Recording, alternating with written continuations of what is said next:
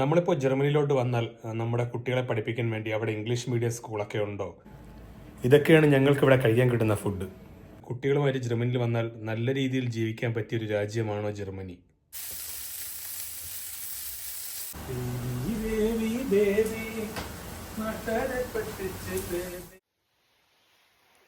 Hi friends, എല്ലാവർക്കും good morning. A day in my life എന്നതിൻ്റെ വീഡിയോയിലേക്ക് എല്ലാവർക്കും സ്വാഗതം.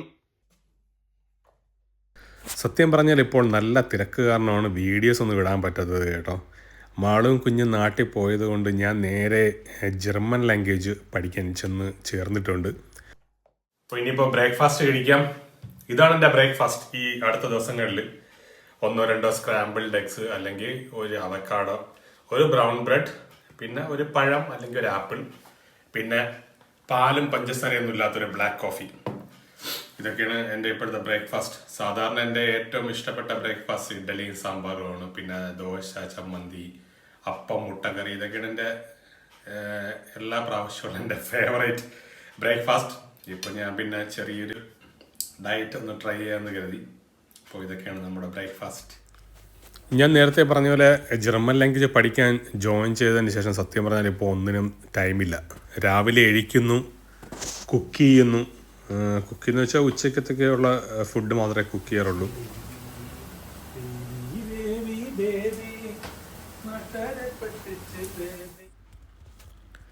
പിന്നെ കുക്കിങ്ങിൻ്റെ ഇടയ്ക്കുള്ള പരിപാടീസ് എന്ന് വെച്ചാൽ എന്തെങ്കിലും സിനിമ എല്ലാം കണ്ട് ബാക്കി വെച്ചിട്ടുണ്ടെങ്കിൽ അത് പൂർത്തിയാക്കുക എന്നതാണ് കുക്കിങ്ങിൻ്റെ ഇടയ്ക്കുള്ള പരിപാടീസ്. ഇന്ന് ഞാൻ ഉണ്ടാക്കുന്നത് ചിക്കനാണ്. ചിക്കനും ചോറും പിന്നെ കുറച്ച് ഇടിച്ചൊക്കെ കിട്ടിയിട്ടുണ്ട്. ചിക്കനാണ് എൻ്റെ ഏറ്റവും ഫേവറേറ്റ് ആയിട്ടുള്ള ഡിഷ്. ചിക്കനുള്ളപ്പം പിന്നെ എനിക്ക് സത്യം പറഞ്ഞാൽ വേറെ ഒന്നിൻ്റെ ആവശ്യമില്ല. ഇന്നത്തെ ക്ലൈമറ്റ് ഓക്കെയാണ്. ഇതാണ് പുറത്തൊരു വ്യൂ.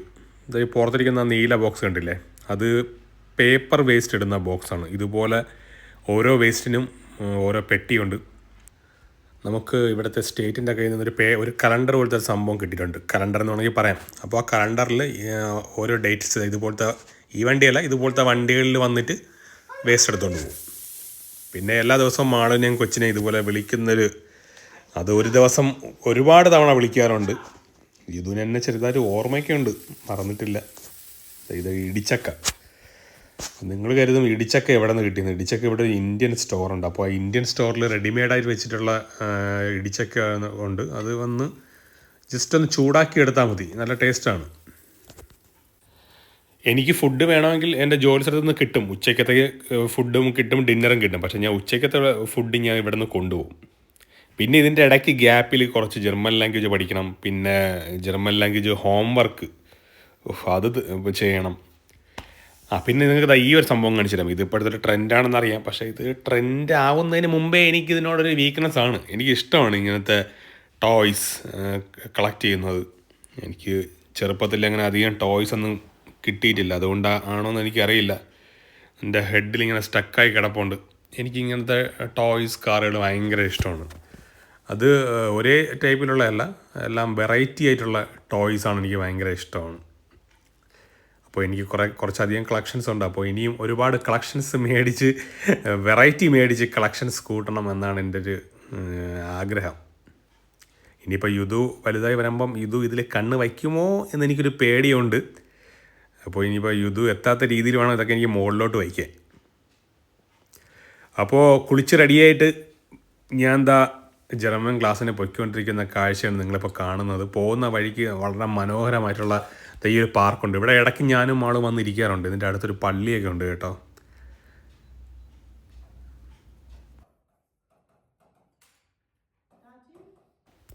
ഇന്നൊരു കോമഡി നടന്നു കേട്ടോ. എന്ന് വെച്ചാൽ രാവിലെ 8:30 മുതൽ 12:30 വരെയാണ് ക്ലാസ്. പക്ഷേ ഇന്ന് 11 മണിക്ക് ക്ലാസ് കഴിഞ്ഞ് ടീച്ചർ പറഞ്ഞു നമുക്ക് എല്ലാവർക്കും എക്സ്കർഷന് പോകാമെന്ന്. അപ്പോൾ എക്സ്കർഷൻ എന്ന് കേട്ടപ്പോൾ എൻ്റെ മനസ്സിൽ നമ്മളെ കുട്ടിക്കാലത്ത് എക്സ്കർഷൻ നമ്മൾ ഊട്ടിയിലും പൊന്മുടിയിലൊക്കെ ഇല്ലേ പോകുന്നത്. അങ്ങനെ ഞാൻ മാളുവിനെ വിളിച്ച് പറഞ്ഞു. അപ്പോൾ നമ്മളെല്ലാം ത്രില്ലായിരുന്നു എവിടെയാണ് എക്സ്കർഷന് പോകണമെന്ന്. എന്ത് പറയാൻ, കുറച്ച് കഴിഞ്ഞ് നടന്ന് വന്നപ്പോൾ എൻ്റെ വീട്ടിൻ്റെ ഓപ്പോസിറ്റുള്ള ഐസ്ക്രീം കടയിലാണ് ഇവർ എക്സ്കർഷൻ വന്നത്. ആരോടെങ്കിലും പറയാൻ പറ്റുമോ? പിന്നെ എക്സ്കർഷൻ വന്ന ഐസ്ക്രീം കടയിൽ നിന്ന് കുറച്ച് ഐസ്ക്രീം മേടിച്ച് കഴിച്ചുകൊണ്ട് വീട്ടിലോട്ട് പോയി. ഇങ്ങനെയാണ് ഇവിടുത്തെ ഐസ്ക്രീം ഷോപ്സ്. പല ഫ്ലേവർ, കൂടുതലും ഫ്രൂട്ട് ഫ്ലേവേഴ്സാണ്.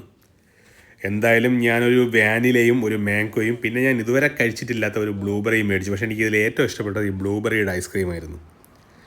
ഐസ്ക്രീം കഴിച്ച് കുറച്ച് നേരം അവിടെ കത്തി വെച്ചതിന് ശേഷം ഞാൻ ജോലിക്ക് നടന്നു പോകാമെന്ന് കരുതി. ഈ പുള്ളി റൈറ്റ് സൈഡിൽ കൂടെ സൈക്കിളിൽ വരുന്നുണ്ടല്ലേ, ആ ഒരു ലൈനാണ് കാൽനട യാത്രക്കാരെയും സൈക്കിൾ യാത്രക്കാരെയും തമ്മിൽ ഉള്ള ഒരു പാത. ഇത് കണ്ടോ, ഈ സൈക്കിളിൻ്റെ വഴി പാടം വരച്ച് വെച്ചിരിക്കുന്നത്, അതിലെ സൈക്കിൾ മാത്രമേ പോകത്തുള്ളൂ. അതുകൊണ്ട് തന്നെ ഇവിടെ അങ്ങനെ ആക്സിഡൻസ് ഒന്നും അധികം സംഭവിക്കാറില്ല. അതാ കണ്ടോ വേസ്റ്റ് ബോക്സ്. ഇതാണ് ഇവിടുത്തെ എടുത്തു പറയേണ്ട മറ്റൊരു കാര്യം. ഓരോ മുക്കിനും മൂലയിലും വേസ്റ്റ് ബോക്സ് ഉള്ളത് കൊണ്ട് തന്നെ അതാ കണ്ടില്ലേ, റോഡൊക്കെ അത്യാവശ്യം നല്ല നീറ്റും ക്ലീൻ ആയിട്ട് കിടക്കുന്നത്. ഇവിടെ നമ്മുടെ നാട്ടിലെ പോലെ റോഡിൽ അങ്ങനെ കല്ലും മണ്ണും അതൊന്നുമില്ല. നമ്മുടെ നാട്ടിലെ കുറ്റം പറയുന്നതല്ല, പക്ഷേ ഇതുപോലെ അത്യാവശ്യം നല്ല വൃത്തിയായിട്ട് കിടന്നെങ്കിൽ നമ്മുടെ നാടും നന്നായിരുന്നേനെന്ന് ഞാനൊന്ന് ആഗ്രഹിച്ചു പോവുകയാണ്. പിന്നെ അതുപോലെ തന്നെ എടുത്തു പറയേണ്ട മറ്റൊരു കാര്യമാണ് ഈ റോഡിൻ്റെ നടുക്ക് ഇപ്പോൾ നിങ്ങൾക്ക് കാണാം, ഈ ട്രാം അല്ലെങ്കിൽ സ്ട്രീറ്റ് ട്രെയിൻ അല്ലെങ്കിൽ ഇവിടെ സ്ട്രാസൻബാൻ എന്ന് പറയും. ഇത് റോഡിൽ കൂടെ തന്നെ പോകും, പക്ഷേ ആക്സിഡൻസ് ഒന്നും അധികം സംഭവിക്കാറില്ല. ഇവർ എങ്ങനെയാണ് മാനേജ് ചെയ്ത് പോകണമെന്ന് ചോദിച്ചാൽ ഒരു പിടിയില്ല. പിന്നെ പോകുന്ന വഴിക്ക് ഒരു കടയിൽ കയറി കുറച്ച് ഓറഞ്ച് ജ്യൂസ് കുടിച്ചു. നോക്കിയപ്പോൾ ഫ്രഷ് ആയിട്ടുള്ള ഓറഞ്ച് ജ്യൂസ്. അപ്പോൾ പിന്നെ ഒന്നും നോക്കിയില്ല. എന്തായാലും എനിക്ക് ഓറഞ്ച് ജ്യൂസ് ഭയങ്കര ഇഷ്ടമാണ്. അപ്പോൾ നേരെ ഒരു കടയിൽ കയറി ഒരു ഓറഞ്ച് ജ്യൂസ് മേടിച്ചിട്ട് ഇനി അടുത്ത് ട്രെയിൻ പിടിക്കാനുള്ള, ട്രെയിൻ എന്ന് പറയാൻ പറ്റത്തില്ല, ഇത് കണ്ടില്ലേ സിഗ്നൽ, ഞാൻ നാട്ടിൽ കണ്ടിട്ടില്ല. ഇവിടെ കാൽനട യാത്രക്കാർക്കും ഇതുപോലെ സിഗ്നലുണ്ട്, അതെല്ലാവരും അതുപോലെ പാലിക്കാറുമുണ്ട്. അപ്പോൾ ഇതാണ് എൻ്റെ വീടിനടുത്തുള്ള നമ്മുടെ നാടൻ ഭാഷയിൽ പറഞ്ഞാൽ ഒരു ജംഗ്ഷൻ എന്ന് വേണമെങ്കിൽ പറയാം.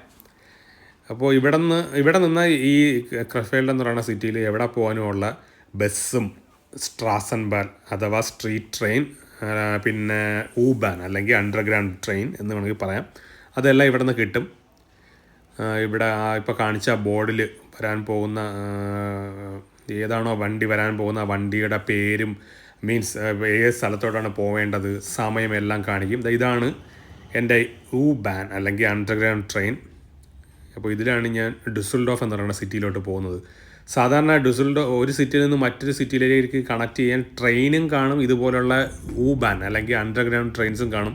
അപ്പോൾ നിങ്ങൾ കരുതും യൂബാൻ അഥവാ അണ്ടർഗ്രൗണ്ട് ട്രെയിൻ എന്ന് പറഞ്ഞിട്ട് ഇതെന്താ അണ്ടർഗ്രൗണ്ടിൽ കൂടെ പോകാത്ത മോളിൽ കൂടെ ആണല്ലോ പോകണത്. പക്ഷേ ഇവിടെ അങ്ങനെയാണ്. ചില സ്ഥലങ്ങളിൽ കൂടെ അണ്ടർഗ്രൗണ്ടിൽ കൂടെ പോകും, ചില സ്ഥലങ്ങളിൽ കൂടെ മോളിൽ കൂടെ പോകും. ഇനി നമുക്ക് കുറച്ച് ജർമ്മനിയിലെ കാഴ്ചകൾ കാണാം. സിറ്റി ഇതാണ് ജർമ്മനിയുടെ സ്ട്രീറ്റ്സ്, അല്ലെങ്കിൽ എന്താ പറയുക, ഇത് അത്യാവശ്യം നല്ലൊരു സിറ്റിയാണ്. പക്ഷേ ഇവിടെ മിക്ക സിറ്റികളിലും ഇതുപോലെ ഗാർഡൻ അവർ സെറ്റ് ചെയ്തിട്ടുണ്ട് ആൾക്കാർക്ക് വന്ന് ഇരിക്കാനും. പിന്നെ ഇതാണ് ഡുസൽഡോഫിലെ പ്രശസ്തമായ ഓൾഡ് സിറ്റി അഥവാ ആൾട്ട്സ്റ്റാറ്റ് എന്ന് വേണമെങ്കിൽ പറയാം. എനിക്കിതിൽ ഏറ്റവും ഇഷ്ടപ്പെട്ടത് ഇപ്പോൾ കാണാൻ പോകുന്ന ഒരു അണ്ടർഗ്രൗണ്ട് റോഡാണ്. നമ്മുടെ നാട്ടിലെ പോലെയല്ല, ഈ റോഡിൻ്റെ മുകളിലൂടെ വീടുകൾ, മരങ്ങൾ, അതെങ്ങനെയാണെന്ന് എനിക്കൊരു പിടിയും കിട്ടുന്നില്ല അവർ സെറ്റ് ചെയ്തിരിക്കുന്നത്. ഞാൻ എന്തായാലും വന്ന് സ്റ്റേഷനിൽ ഇറങ്ങി. അപ്പോൾ ഞാൻ ജോലി ചെയ്യുന്ന ഈ സ്റ്റേഷൻ്റെ പേരാണ് ഹൈൻറിച്ച് അലി അഥവാ കോണിക്സ് അലി. വന്ന സ്ഥിതിക്ക് ഇവിടുത്തെ ടോയ്ലറ്റ് ഒന്ന് കാണിച്ചു തരാം കേട്ടോ. €1 ഇട്ടാലേ അകത്ത് കയറാൻ പറ്റത്തുള്ളൂ. ജസ്റ്റ് ടോയ്ലറ്റിൻ്റെ വൃത്തിയും കാര്യങ്ങളൊക്കെ കാണിക്കാൻ വേണ്ടി മാത്രം ഞാൻ ജസ്റ്റ് ടോയ്ലറ്റ് ഒന്ന് കയറിയെന്നേ ഉള്ളൂ. എപ്പോഴും ക്ലീൻ ചെയ്യാൻ ഒരാൾ കാണും. പിന്നെ €1 ഇട്ടാലേ ഈ ഡോർ തുറക്കൂ. തിരിച്ചു പോകാൻ ഡോറിൽ പൈസയൊന്നും ഇടണ്ട, തനിയെ തുറന്നോളൂ. അപ്പോൾ ഞാൻ പറഞ്ഞതുപോലെ ഈ സിറ്റിയുടെ പേരാണ് ഹൈൻറിച്ച് അലി അഥവാ കോണിക്സ് അലി. ഈ ഡുസൽഡോഫ് എന്ന് പറയുന്നത് ജർമ്മനിയിലെ അത്യാവശ്യം എന്താ പറയുക ഒരു റിച്ച് ആയിട്ടുള്ളൊരു സിറ്റിയാണ്. ഇവിടെ ഉള്ള ഈ റിച്ച് സിറ്റിയിലെ ഏറ്റവും കൂടുതൽ റിച്ച് ആയിട്ടുള്ള ആൾക്കാർ താമസിക്കുന്നത്, അല്ലെങ്കിൽ ഈ റിച്ച് ആയിട്ടുള്ള ആൾക്കാർ ഷോപ്പിംഗ് ചെയ്യാൻ വരുന്ന ഒരു സ്ഥലമാണ് ഹൈൻറിച്ച് അലി അഥവാ കോണിക്സ് അലി. അപ്പോൾ സ്റ്റേഷനിൽ വന്നിറങ്ങിയിട്ട് നേരെ ഈ എസ്കലേറ്ററിൽ ചെന്ന് കയറുന്നതും എൻ്റെ ജോലി സ്ഥലം. അപ്പോൾ എനിക്ക് ഒരുപാട് നടന്ന് കഷ്ടപ്പെടേണ്ട കാര്യമില്ല. ഈ റൈറ്റ് സൈഡിൽ ഇപ്പോൾ നിങ്ങൾ ചെല്ലുമ്പോൾ കാണുന്ന ആ ഒരു വലിയ ബിഗ് ബിൽഡിംഗ് ആണ് ബ്രൈഡൻ ബാഹർ എന്ന് പറയുന്ന ഹോട്ടൽ. ജർമ്മനിയിൽ 1 ഓഫ് ദി ടോപ്പ് 5 സ്റ്റാർ ഹോട്ടലുകളിൽ ഒന്നാണ്. ഈ ഹോട്ടലിലാണ് ഞാൻ വർക്ക് ചെയ്യുന്നത്. ഈ ജർമ്മനിയിൽ വരുന്ന സെലിബ്രിറ്റീസും ഇപ്പം റിച്ച് ആയിട്ടുള്ള ടീംസും ഷെയ്ക്കുമാരും മിനിസ്റ്റേഴ്സ് അങ്ങനെയുള്ള ടീംസ് എല്ലാം വന്ന് താമസിക്കുന്ന സ്ഥലം ഇവിടെയാണ്. ഈ സെലിബ്രിറ്റീസൊക്കെ വരുമ്പോൾ ഈ റോഡിൻ്റെ ഫ്രണ്ടിൽ നിൽക്കാൻ പറ്റത്തില്ല. ഭയങ്കര ആൾക്കൂട്ടവും തിരക്കും സെക്യൂരിറ്റീസും ബൗൺസേഴ്സൊക്കെ ആയിരിക്കും. ഈ ലെഫ്റ്റ് സൈഡിലുള്ള ഒരു ചെറിയ ഷോപ്പിംഗ് മോൾ. നമുക്ക് എന്തായാലും ഫ്രണ്ട് ഗേറ്റിൽ കൂടെ നമുക്ക് സ്റ്റാഫിന് ഓഫ് കോഴ്സ് കയറാൻ പറ്റത്തില്ല, 5 സ്റ്റാർ ഹോട്ടലിൽ. അപ്പോൾ നമുക്ക് ഈ ലെഫ്റ്റ് സൈഡിലൊരു ഗേറ്റ് ഉണ്ട്. അപ്പോൾ അതിലെയാണ് ഞാൻ പോകുന്നത്. ഇത് വീണ്ടും താഴെ സ്റ്റേഷനിലോട്ട് പോകാനുള്ളൊരു സ്റ്റെയർ കേസാണ്. അപ്പോൾ എന്തായാലും ഞാൻ ചേഞ്ചിങ് റൂമിലോട്ട് കയറിയിട്ടുണ്ട്. ഇതാണ് നമ്മുടെ ചേഞ്ചിങ് റൂം കേട്ടോ. ചേഞ്ചിങ് റൂമിലോട്ട് കയറി ഡ്രസ്സെല്ലാം ചേഞ്ച് ചെയ്തു. ഇതാണ് എൻ്റെ യൂണിഫോം. നിങ്ങൾക്ക് ഇഷ്ടപ്പെട്ടോ? ഇനി ഞാൻ നിങ്ങൾക്ക് വേറൊരു സംഭവം കാണിച്ചു തരാം, നമ്മുടെ കാഫറ്റേരിയ. സത്യം പറഞ്ഞാൽ ഉച്ചയ്ക്കും രാത്രിയും വൈകിട്ടും എനിക്ക് ഇവിടെ നിന്ന് ഫുഡ് വേണമെങ്കിൽ കഴിക്കാം. ഇന്ന് ടിപ്പിക്കൽ ജർമ്മൻ ഫുഡാണ്. ഇവിടെ ജർമ്മൻ ഫുഡ് മാത്രമല്ല, എല്ലാ ഫുഡും ഇടയ്ക്കിടയ്ക്ക് വയ്ക്കാറുണ്ട് കേട്ടോ. പിന്നെ ഫ്രൂട്ട്സ് ഞാൻ ഇടയ്ക്ക് എടുക്കാറുണ്ട്, സലാഡ് എടുക്കാറുണ്ട്, പിന്നെ കോഫീസുണ്ട്. ഇവിടെ വിശാലമായിട്ട് വന്നിരുന്ന് സുഖമായിട്ട് കഴിക്കാം. പക്ഷേ ഞാൻ നേരത്തെ പറഞ്ഞ പോലെ ഉച്ചയ്ക്കത്തെ ഫുഡ് ഞാൻ വീട്ടിൽ നിന്ന് കൊണ്ടുവരും. എനിക്ക് ഉച്ചയ്ക്ക് ഒരു നേരം ചോറും കറിയും കഴിച്ചില്ലെങ്കിൽ എനിക്ക് അങ്ങ് ശരിയാവത്തില്ല.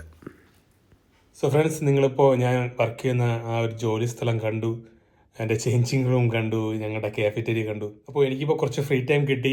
അപ്പോൾ ഞങ്ങളോട് കുറച്ച് ആൾക്കാർ ഫാമിലി റിലേറ്റഡ് ആയിട്ടുള്ള ഇവിടെ വന്ന് കഴിഞ്ഞായിട്ടുള്ള കുറച്ച് കാര്യങ്ങൾ, അതിനെപ്പറ്റി കുറച്ച് ആൾക്കാർ കുറച്ച് ഡൗട്ട്സ് ചോദിച്ചിരുന്നു. അപ്പോൾ ഞാൻ കരുതി ഇപ്പോൾ നിങ്ങളൊരു അതൊന്ന് ഷെയർ ചെയ്യാമെന്ന് കരുതി. എനിക്ക് ജർമ്മനിയിൽ ജോലി കിട്ടി, വൈഫിന് ജോലിയില്ല. കുട്ടികളുമായിട്ട് ജർമ്മനിയിൽ വന്നാൽ നല്ല രീതിയിൽ ജീവിക്കാൻ പറ്റിയൊരു രാജ്യമാണോ ജർമ്മനി?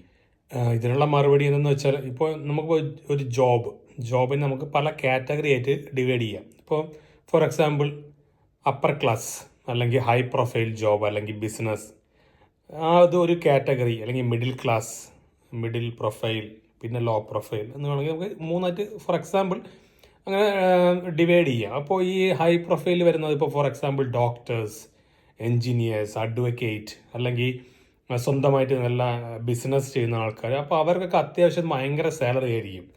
അപ്പോൾ അങ്ങനെയുള്ള ഫാമിലീസിൽ ഇപ്പോൾ ഒരാൾക്ക് മാത്രമേ ജോലി ഉള്ളൂ എങ്കിലും ബുദ്ധിമുട്ടില്ല. ബാക്കി വൈഫിനോ ഹസ്ബൻഡിനോ ജോലി ഇല്ലെങ്കിലും കുട്ടികളായിട്ടൊക്കെ അത്യാവശ്യം നല്ല രീതിയിൽ ഇവിടെ ജീവിച്ചു പോവാം.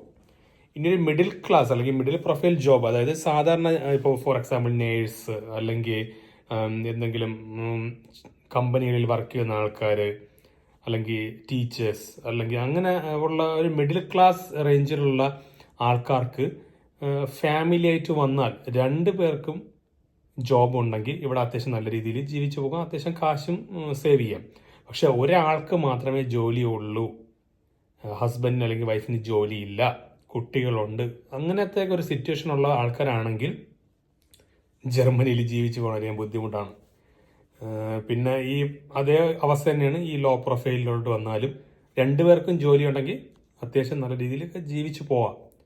പല ആൾക്കാരും നാട്ടിൽ നിന്ന് വിചാരിക്കും, അവർ ജർമ്മനിയിലല്ലേ, അവർ അല്ലെങ്കിൽ UK അല്ലേ, അവിടെയല്ലേ ഇവിടെയല്ലേ ഇതൊക്കെ വിചാരിക്കും.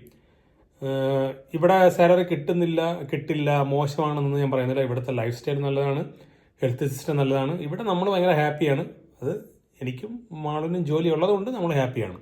ഇപ്പം എനിക്ക് ജോലിയില്ല അല്ലെങ്കിൽ മാളുവിന് ജോലി ഇല്ല എന്നുണ്ടെങ്കിൽ നമ്മൾ ഹാപ്പി അല്ല. കാരണം ഒരാളുടെ സാലറിയിൽ നിന്ന് ഇപ്പം ഒരു മിഡിൽ പ്രൊഫൈലിലെ സാലറി റേഞ്ച് ഏകദേശം ഒരു 2800 അല്ലെങ്കിൽ ആ ഒരു റേഞ്ചിലായിരിക്കും കിട്ടുന്നത്. 2400 ബിറ്റ്വീൻ 2800 ടാക്സ് എല്ലാം പോയതിന് ശേഷം. അപ്പോൾ അതിൽ നിന്ന് വീടിൻ്റെ റെൻ്റ് എങ്ങനെ പോയാലും ഇപ്പോൾ ഒരു കുട്ടിയൊക്കെയുള്ള ആൾക്കാരാണെങ്കിൽ ഒരു 700-800 യൂറോ പോവും. പിന്നെ കറണ്ടിൻ്റെ പൈസ, ഹീറ്ററിൻ്റെ പൈസ, ഇൻ്റർനെറ്റിൻ്റെ പൈസ, വൈഫൈ ഉണ്ടെങ്കിൽ വൈഫൈയുടെ പൈസ, വീട്ടിലെ ചെലവിൻ്റെ ഗ്രോസറി ഐറ്റംസിൻ്റെ പൈസ, അങ്ങനെ പോയിട്ട് ബാക്കി പിന്നെ നമുക്ക് എന്ത് കിട്ടും? ഇന്ത്യൻ മണി ഒരു 65 അങ്ങനെ വല്ലതും കിട്ടുമായിരിക്കും. ചിലപ്പോൾ അതും കിട്ടാൻ വഴിയില്ല. അത്യാവശ്യം ചിലവൊക്കെ ഉള്ള ആൾക്കാരാണ്. പിള്ളേരൊക്കെ ആണെങ്കിൽ അത്രയും ബുദ്ധിമുട്ടാണ്. കാരണം കുഞ്ഞുങ്ങളൊക്കെ ആയിക്കഴിഞ്ഞാൽ അവരുടെ ഈ ഡയപ്പേഴ്സ് അല്ലെങ്കിൽ മെഡിസിൻസ് അല്ലെങ്കിൽ ഫുഡ് ഐറ്റംസ് അതൊക്കെ മേടിക്കുമ്പം നല്ല എക്സ്പെൻസീവ് ആവും. അപ്പോൾ 2 പേർക്കും ജോലി ഉണ്ടെങ്കിൽ ഇവിടെ അത്യാവശ്യം നല്ല രീതിയിൽ ജീവിച്ചു പോകാം. അത്യാവശ്യമല്ല, നല്ല രീതിയിൽ ജീവിച്ചു പോകാം. നമ്മളിപ്പോൾ ജർമ്മനിയിലോട്ട് വന്നാൽ നമ്മുടെ കുട്ടികളെ പഠിപ്പിക്കാൻ വേണ്ടി അവിടെ ഇംഗ്ലീഷ് മീഡിയം സ്കൂളൊക്കെ ഉണ്ടോ, അതോ ജർമ്മൻ ലാംഗ്വേജിൽ മാത്രമേ പഠിക്കാനുള്ള ഓപ്ഷൻ ഉള്ളോ എന്നൊക്കെ പലരും ചോദിക്കാറുണ്ട്. ഇവിടെ ഇംഗ്ലീഷ് മീഡിയം അല്ലെങ്കിൽ നമ്മുടെ നാട്ടിലെ പോലെ ഇംഗ്ലീഷ് മീഡിയം, മലയാളം മീഡിയം അങ്ങനെയല്ല. ഇവിടെ ജർമ്മനിയിൽ നോർമൽ സ്കൂൾ, അവിടെ ജർമ്മൻ ലാംഗ്വേജിലാണ് പഠിപ്പിക്കുന്നത്. ഇംഗ്ലീഷും ഉണ്ട് സെക്കൻഡ് ലാംഗ്വേജ്. പിന്നെ ഇംഗ്ലീഷ് മീഡിയം പോലെയുള്ള സ്കൂളുകൾ ഇവിടെ പറയുന്നത് ഇൻ്റർനാഷണൽ സ്കൂൾസ് എന്നാണ്. അപ്പോൾ ഇംഗ്ലീഷ് മീഡിയത്തിൽ പഠിപ്പിക്കണം എന്ന താല്പര്യമുള്ളവർക്ക് ഇൻ്റർനാഷണൽ സ്കൂളുകളിൽ പഠിപ്പിക്കാം. പക്ഷേ ഭയങ്കര ഫീസാണ് കേട്ടോ. ഭയങ്കര ഫീസെന്ന് വെച്ചാൽ എനിക്കും ഇതിനൊരു ഇൻ്റർനാഷണൽ സ്കൂളിൽ പഠിപ്പിക്കണം എന്നൊക്കെയായിരുന്നു എൻ്റെ ഒരു ആഗ്രഹം. നമുക്ക് എന്താ ആഗ്രഹിച്ചുള്ളത്. അപ്പോൾ ഇൻ്റർനാഷണൽ സ്കൂളിൽ പഠിപ്പിക്കുമ്പം കൂടുതലും ഇംഗ്ലീഷിലായിരിക്കും ഫോക്കസ് ചെയ്യുന്നത്, ജർമ്മൻ ലാംഗ്വേജ് സെക്കൻഡ് ലാംഗ്വേജിലായിരിക്കും. പക്ഷേ ഞാനൊന്ന് കാൽക്കുലേറ്റ് ചെയ്ത് ഞാനൊന്ന് ചോദിച്ച് മനസ്സിലാക്കി ഇൻഫർമേഷൻസൊക്കെ കിട്ടിയപ്പോൾ നമ്മളെ കൊണ്ട് പറ്റത്തില്ല. ഭയങ്കര ഫീസെന്ന് വെച്ചാൽ ഭയങ്കര എക്സ്പെൻസീവ്. ഒരു കുട്ടി ഇപ്പോൾ ജനിച്ച് ആ കുട്ടി ഒരു 17-18 വയസ്സ് വരെ പഠിച്ച് നമ്മുടെ നാട്ടിലെ +2 തുല്യമായ രീതിയിൽ പഠിച്ചിറങ്ങുമ്പോൾ എങ്ങനെ പോയാലും ഒരു ഇന്ത്യൻ മണി കാൽക്കുലേറ്റ് ചെയ്യണമെങ്കിൽ ഒരു 1.5 കോടി അടുപ്പിച്ചാവും. അപ്പോൾ നടക്കില്ല. വെരി സോറി യുദു, ഇനിയിപ്പോൾ ജർമ്മൻ ലാംഗ്വേജ് തന്നെ പഠിപ്പിക്കേണ്ടി വരും ഇൻ്റർനാഷണൽ സ്കൂളിൽ. ഞാനൊരു കോടീശ്വരനായ എനിക്കൊരു ലോട്ടറി അടിച്ചാൽ എൻ്റെ അല്ലെങ്കിൽ ഇപ്പോൾ എൻ്റെ ലൈഫിൽ ഏറ്റവും വലിയൊരു വിഷ് അല്ലെങ്കിൽ ഡ്രീം എന്ന് വെച്ചാൽ എനിക്ക് ഇതിനെ ഒരു ഇൻ്റർനാഷണൽ സ്കൂളിൽ പഠിപ്പിക്കണം എന്നായിരുന്നു എൻ്റെ ഒരു വിഷ് അല്ലെങ്കിൽ ഒരു ഡ്രീം. പക്ഷെ നടക്കത്തില്ല. It's very expensive. ജർമ്മനിയിൽ ജർമ്മൻ സ്കൂളിൽ പഠിക്കുന്നതുകൊണ്ട് മോശമാണോ വെച്ചാൽ മോശമല്ല. ഇവിടെ പഠിച്ച് ഡോക്ടറും എൻജിനീയേഴ്സും ഒക്കെ ആകുന്ന ആൾക്കാരൊക്കെ ജർമ്മൻ സ്കൂളിൽ ജർമ്മൻ ലാംഗ്വേജ് പഠിച്ച് വളരുന്നവർ തന്നെയാണ്. അതുകൊണ്ട് പഠിക്കണം എന്നുള്ള ആൾക്കാരും കഴിവുള്ള കുട്ടികളും എന്തായാലും എവിടെയായാലും പഠിച്ച് നല്ല രീതിയിൽ പോകും. പിന്നെ മാതാപിതാക്കൾ എന്ന രീതിയിൽ നമുക്ക് ആഗ്രഹിക്കാം. എല്ലാ മാതാപിതാക്കളെ പോലെ തന്നെ നമുക്കും ആഗ്രഹങ്ങളുണ്ട്. So it's like that. നാട്ടിൽ നിന്ന് പല ആൾക്കാരും ചോദിക്കാറുണ്ട് ഇങ്ങനെ, ഞങ്ങളിപ്പോൾ കുഞ്ഞിന് 3ാം ക്ലാസ്സിലാണ് പഠിക്കുന്നത്, ഞങ്ങളിപ്പോൾ ഉടനെ ജോലിയായി, ഇൻ്റർവ്യൂ കഴിഞ്ഞു, അവിടെ വരാനിരിക്കുകയാണ്, അപ്പോൾ വന്നോടനെ സ്കൂളിൽ അഡ്മിഷൻ കിട്ടുമോ? ഇത് ഡിഫിക്കൽട്ടാണ്. It's really difficult. നമ്മളിപ്പോൾ ഇവിടെ നിന്ന് പറയുമ്പോൾ അത് നെഗറ്റീവായിട്ട് പലർക്കും തോന്നുമെങ്കിലും അതിൻ്റെ പിന്നിലെ സത്യാവസ്ഥ ഇറ്റ്സ് ഡിഫിക്കൽട്ട്. ഇവിടെ വന്ന ആൾക്കാരെ നമുക്കറിയാം. ഒന്നാമത്തെ കാര്യം ഡിഫിക്കൽട്ട് എന്ന് പറയാൻ കാരണം എന്ന് വെച്ചാൽ, നിങ്ങളിപ്പോൾ ജർമ്മനിയിൽ വരാൻ ഉദ്ദേശിക്കുന്നുണ്ടെങ്കിൽ കുഞ്ഞിന് ജർമ്മൻ ലാംഗ്വേജ് ട്രെയിനിങ് കൊടുക്കുക, ഇൻസ്റ്റിറ്റ്യൂട്ടിൽ വിടുകയോ അല്ലാതെയോ ട്രെയിനിങ് കൊടുക്കുക. കാരണം അവരിവിടെ വന്നു കഴിഞ്ഞാൽ സ്കൂളിൽ ഞാൻ നേരത്തെ പറഞ്ഞ പോലെ ജർമ്മൻ ലാംഗ്വേജിലായിരിക്കും മുഴുവനും. ഇപ്പോൾ ക്ലാസ്സിൽ പിള്ളേർ പോകുമ്പോൾ ഭയങ്കര ഡിഫിക്കൽട്ടായിരിക്കും. പിന്നെ പിള്ളേരായതുകൊണ്ട് അവർ പെട്ടെന്ന് പഠിച്ചെടുക്കും, അത് വേറൊരു കേസ്. പക്ഷേ അവർക്ക് തുടക്കത്തിൽ ഭയങ്കര ഡിഫിക്കൽട്ടായിരിക്കും. ചിലപ്പോൾ നമ്മൾ 3ാം ക്ലാസ്സിലുള്ള കുട്ടിയാണെങ്കിൽ കൊണ്ട് കിൻഡർ ഗാർഡനിൽ ഇരുത്തേണ്ടി വരും, ഇല്ലെങ്കിൽ 1ാം ക്ലാസ്സിൽ ഇരുത്തേണ്ടി വരും. അപ്പോൾ അവരുടെ ആ ലാംഗ്വേജുമായിട്ട് നമ്മൾ ആ ലെവൽ ചെയ്ത് പോയില്ലെങ്കിൽ പാടാണ്. പിന്നെ അഡ്മിഷൻ കിട്ടുന്ന കാര്യം കുറച്ച് തുടക്കത്തിലെ പാടാണ്. കിട്ടില്ലെന്നല്ല, കിട്ടും, കൊടുക്കണമെന്നാണ് അവർക്ക് നിയമം. അതുകൊണ്ട് കിട്ടത്തില്ലെന്നല്ല, പക്ഷേ നമ്മുടെ ആ ഒരു ഇതുകൂടി എഫിഷ്യൻസി കൂടി തെളിയിക്കണം. കിട്ടും, പക്ഷേ തുടക്കത്തിൽ അതിൻ്റേതായ ബുദ്ധിമുട്ടുകൾ കുട്ടികൾ കാണും. അത് ഇല്ലാതിരിക്കാൻ വേണ്ടി നിങ്ങൾ കുട്ടികൾക്ക് ജർമ്മൻ ലാംഗ്വേജ് ട്രെയിൻ ചെയ്യിപ്പിക്കണം. പിന്നെ പിള്ളേരായതുകൊണ്ട് പേടിക്കണ്ട, അവർ പെട്ടെന്ന് പിക്കപ്പ് ചെയ്തെടുത്തോളും. നമ്മളെ പോലെയല്ല, അവർ പെട്ടെന്ന് പഠിച്ച് റെഡി ആയിക്കോളും. പിന്നെ പല ആൾക്കാരും ഞങ്ങളോട് ചോദിക്കാറുണ്ട്, ഇപ്പോൾ വൈഫ് പ്രഗ്നൻ്റ് ആയിരുന്ന സമയത്ത് എന്തുകൊണ്ട് നാട്ടിൽ പോയില്ല, നാട്ടിലാണെങ്കിൽ ഇപ്പോൾ ഒരുപാട് പേര് കെയർ ചെയ്യാൻ കാണും, പിന്നെ നാട്ടിലെ ഫുഡൊക്കെ കഴിക്കാം, എന്താവശ്യത്തിനും ആൾക്കാർ കാണുമല്ലോ എന്നൊക്കെ പല ആൾക്കാരും ചോദിച്ചിരുന്നു. പിന്നെ എന്തിനാണ് നിങ്ങൾ ജർമ്മനിയിൽ ഇത് ഡെലിവറി ചെയ്യാൻ വേണ്ടി വെയിറ്റ് ചെയ്യുന്നത് എന്നൊക്കെ പല ആൾക്കാരും ഒരുപാട് പേര് ചോദിച്ചിരുന്നു. അപ്പോൾ അതിനെക്കുറിച്ച് പറയുകയാണെങ്കിൽ കുറേ പറയാനുണ്ട്. അതിന് മാള് കൂടി ഉണ്ടെങ്കിലേ കറക്റ്റായിട്ട് പറയാൻ പറ്റത്തുള്ളൂ. അപ്പോൾ ഞാൻ എന്തെങ്കിലും വിട്ടുപോയാലോ, അപ്പോൾ അത് കറക്റ്റായിട്ട് വ്യക്തമായിട്ട് പറയണം. അപ്പോൾ മാൾ വന്നതിന് ശേഷം അതിനെക്കുറിച്ചൊരു വ്യക്തമായിട്ടുള്ളൊരു വീഡിയോ ഞങ്ങൾ ചെയ്യുന്നതായിരിക്കും. എന്തുകൊണ്ട് ജർമ്മനിയിൽ ഞങ്ങൾ പ്രിഫർ ചെയ്തു, എന്താണ് ഇവിടെ കിട്ടിയ പ്ലസ് പോയിൻറ്റ്സ്, ഇവിടെ വരുന്നവർക്കായാലും അത് ചിലപ്പോൾ ഉപകാരപ്പെടും, ഇവിടെ കിട്ടുന്ന ആനുകൂല്യങ്ങൾ എന്തൊക്കെയാണ് ഇവിടെ ജനിച്ചു കഴിഞ്ഞാൽ. അപ്പോൾ അതിനെക്കുറിച്ചൊക്കെ ഞങ്ങൾ വിശദമായിട്ട് മാളും കൂടി വന്നതിന് ശേഷം ഒരു വീഡിയോയിലൂടെ നിങ്ങൾക്ക് മുന്നിൽ ആ ഇൻഫർമേഷൻസ് എത്തിക്കുന്നതായിരിക്കും. ഓക്കെ ഫ്രണ്ട്സ്, അപ്പോൾ ഡ്യൂട്ടി എല്ലാം കഴിഞ്ഞ് ഞാൻ തിരിച്ച് എൻ്റെ ക്രഫേൽഡ് എന്ന് പറയുന്ന സിറ്റിയിൽ ട്രെയിനിൽ വന്നിറങ്ങിയിട്ട് പുറത്തോട്ട് പോവുകയാണ്. അപ്പോൾ എൻ്റെ ഈ വീഡിയോ നിങ്ങൾക്ക് എല്ലാവർക്കും ഇഷ്ടപ്പെട്ടുമല്ലോ അല്ലേ? രാത്രി കിടക്കാനായിട്ടിരുന്നപ്പോൾ ഭയങ്കര സൗണ്ട്, പുറത്ത് നോക്കിയപ്പോൾ ഇതുവരെ ഇല്ലാത്ത മഴ, ഭയങ്കര മഴയും ഭയങ്കര കാറ്റും. പിന്നെ നമ്മുടെ ഈ എന്താ പറയുക, ആലിപ്പഴം, നമ്മുടെ നാട്ടിൽ പറയില്ല, ആലിപ്പഴമൊക്കെ വന്ന് വീഴുന്ന സൗണ്ട് കേട്ട് ഞെട്ടിയാണ് ഞാൻ എഴിച്ചത്. അത് നിങ്ങൾക്ക് കാണിച്ചു തരാം. എന്തായാലും എനിവേ ഈ വീഡിയോ നിങ്ങൾക്ക് ഇഷ്ടപ്പെട്ടെന്ന് കരുതുന്നു. അപ്പോൾ പുതുമയുള്ള ഇതുപോലെ വീഡിയോസുമായി നമുക്ക് ഇനിയും കാണാം. Take care.